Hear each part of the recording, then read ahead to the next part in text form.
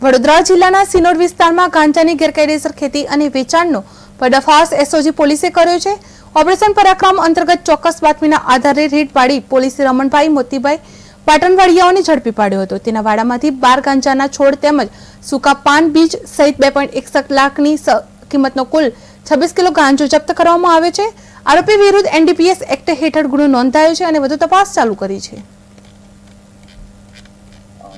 આજે ઓપરેશન પરાક્રમ હેઠળ વડોદરા ગ્રામ્ય પોલીસની એસઓજીની ટીમ દ્વારા એક ગેરકાયદેસર ગાંજાના વાવેતરનું કેસ કરવામાં આવ્યું છે।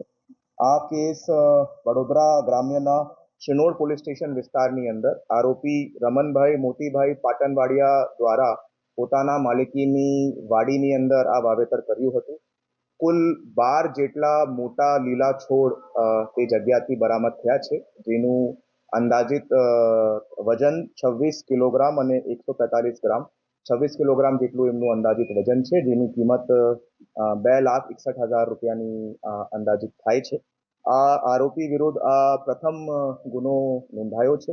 એ પોતે આ ગાંજાનું સેવન કરવાની ટેવ વાળો હતો અને જે માત્રાની અંદર આ ગાંજાના ઉપલબ્ધ થયા છે એમાંથી આ નથી શકાતું કે આ વેચાણ માટે પણ આ ગાંજાનો ઇસ્તેમાલ નહીં કરતો હતો।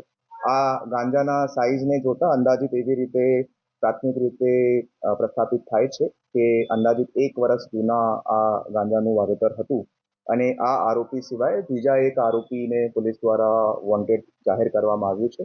હાલ આની તપાસ ચાલુમાં છે અને બીજી કોઈ ઇન્વેસ્ટિગેશનની લીડ્સ મળતા આગળની કાર્યવાહી કરવામાં આવશે।